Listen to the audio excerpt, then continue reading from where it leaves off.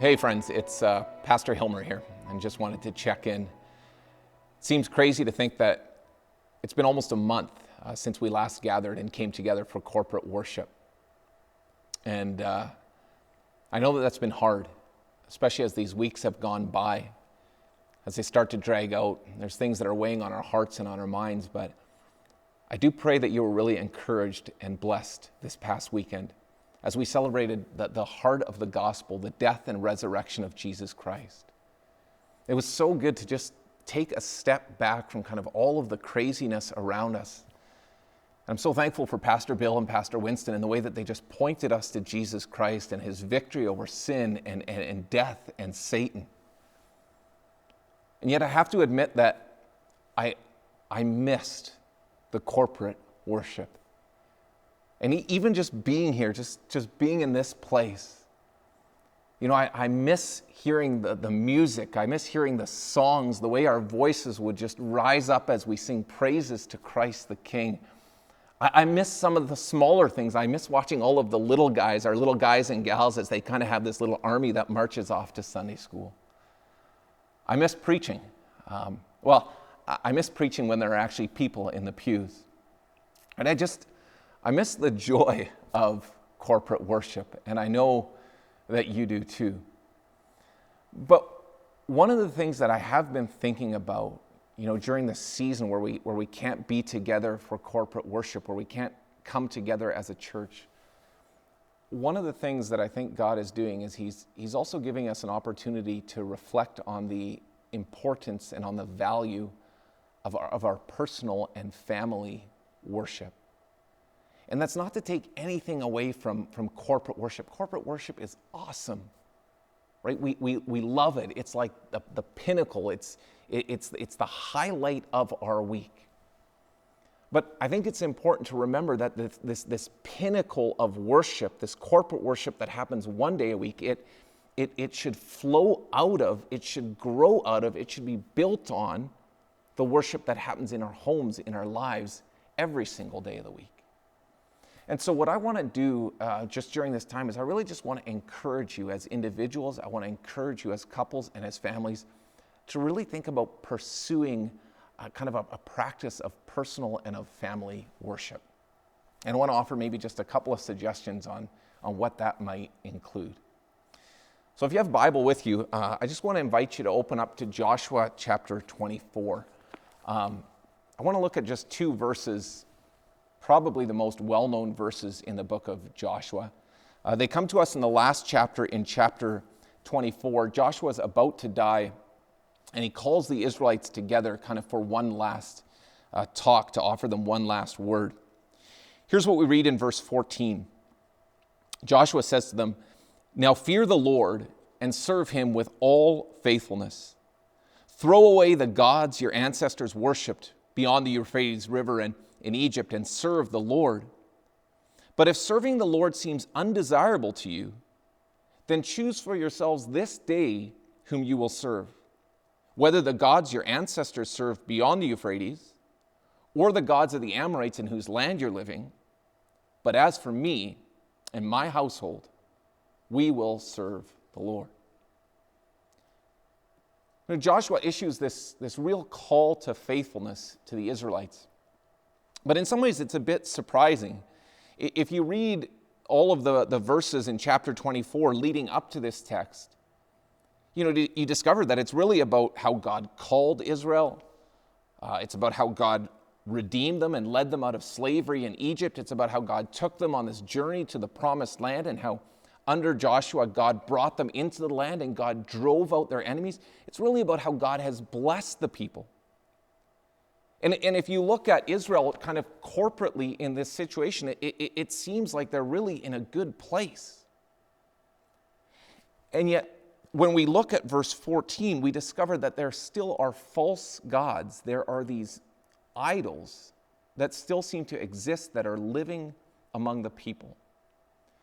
And Joshua knows that if we're not faithful kind of in our personal and our family worship, then ultimately that is going to impact the effectiveness of our corporate worship.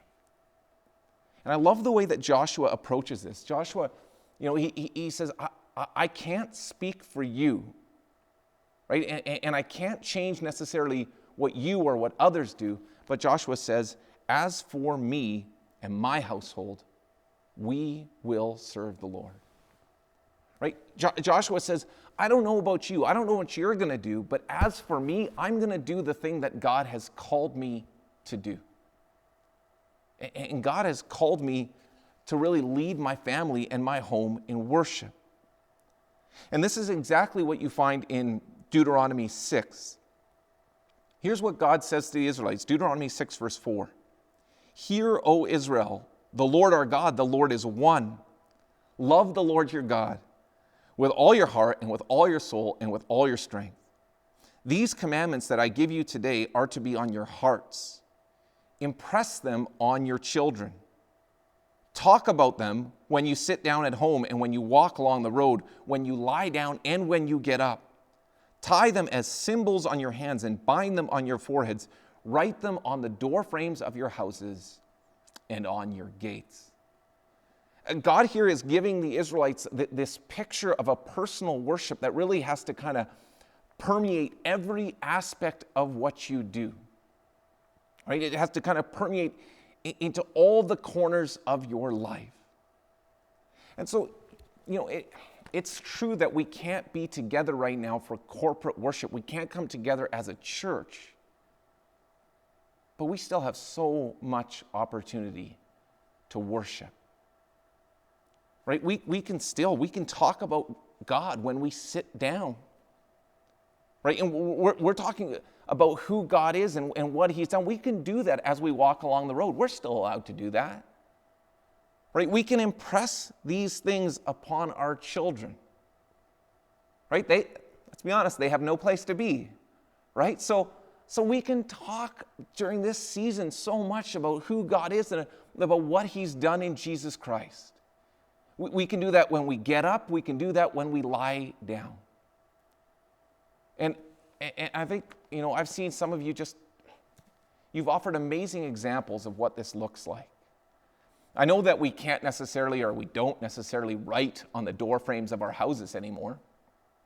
But I've seen great pictures, of parents out with their kids and they're writing with chalk kind of on the streets and on the sidewalks, right? Writing messages of faith, hope, and love and about the gospel of Jesus. And I think that's amazing.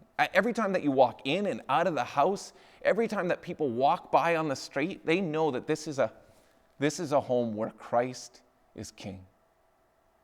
I think of the stories of some of you who are shift workers, and I don't know how you do it. You can't tell whether it's day or night, but you're still finding time every day, setting aside time for worship. I hear from some of you who are alone, who are lonely, and that's incredibly difficult. And there's no one there to check on you. There's no one there to necessarily hold you accountable, and yet you're continuing to be faithful in daily worship. That's amazing. I think of some of you who are juggling so much right now. You're having these days where you got a Bible in the one hand, you're juggling a baby in the other, you got a half-dressed toddler, and you're still trying to just find some time to be in the Word with the Lord. That's an amazing thing. Special blessing on you. Right? These times of personal and family worship, they might not be as glamorous, as big, as flashy maybe as corporate worship, but that time is pleasing to God. And make no mistake, God uses it powerfully. One of the things that I really love about the story of Joshua and his call to faithfulness and the example that he sets is what we read in verse 31. After Joshua issues the call, we read that Israel served the Lord throughout the lifetime of Joshua and of the elders who outlived him. Joshua's commitment kind of to personal and family worship and of emphasizing that led to a generational shift.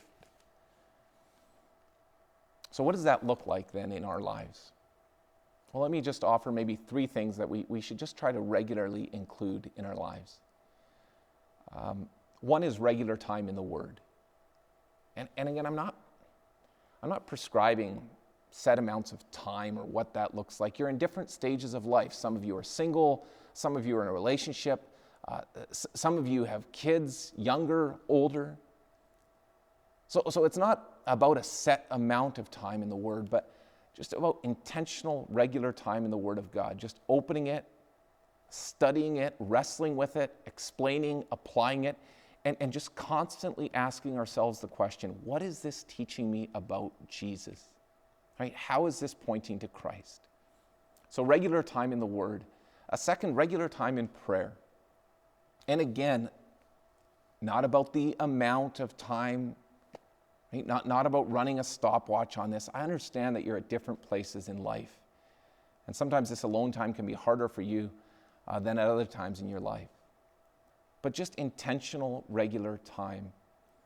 And if you're a parent, just really modeling prayer for your kids, teaching them to pray, praying with them, praying for them, just giving them the freedom to pray.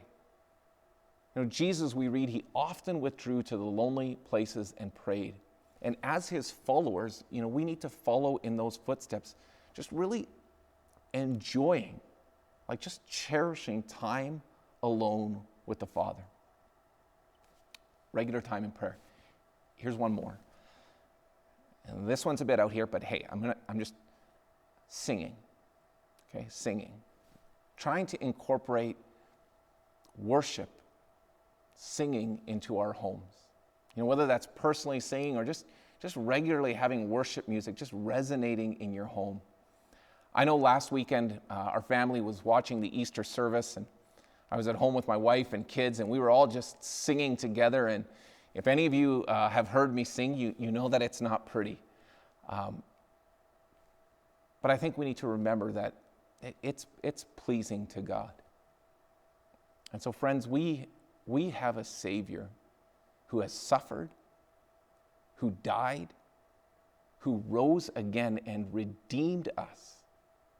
Think about that, who has completely redeemed us from sin, from guilt, from shame, who has conquered the power of death and Satan, and who holds out to us the promise of life and life eternal in his presence. Christ is King, and he is worthy of our worship. And it's hard that we can't be together, to enjoy that as a church and to do that corporately. But let me just encourage you, as individuals, couples, families, let me just encourage you to pursue a life and to pursue a home that resonates with worship. Praying for all of you. Blessings.